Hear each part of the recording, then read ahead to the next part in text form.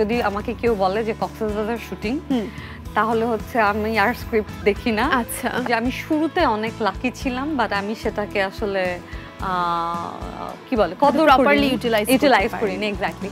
আর এখন যেটা হয় যে আমি অনেক ভালো কাজ করতে চাই, কিন্তু আমার কাছে খুব ভালো স্ক্রিপ্ট আসে না। আর যেহেতু আমি একটু ভালো পারফরমেন্স করার চেষ্টা করি, আমি আসলে খুব একটা কম্প্রোমাইজ করতে চাই না। যে যেটা আমি বিশ্বাস করি না সেই ক্যারেক্টারটা আমি করছি, সেটা করি না আনটিল না আমার ওই যে ঘুরতে যাওয়ার টাকাটা প্রয়োজন তখন।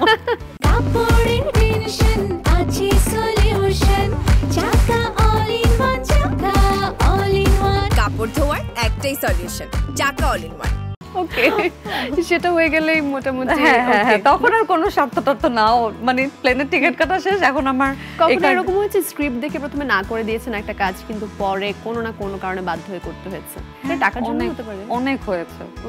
মানে আমি আসলে ওই একটা জায়গাতেই আসলে প্রথম কথা হচ্ছে, যদি আমাকে কেউ বলে যে কক্সবাজার শুটিং, তাহলে হচ্ছে আমি আর স্ক্রিপ্ট দেখি না। আচ্ছা, তারপর আমি শুটিং করতে গিয়ে অনেক রিগ্রেট করি যে আমি কেন এই কাজগুলো করছি, এগুলো এত লেম স্ক্রিপ্ট।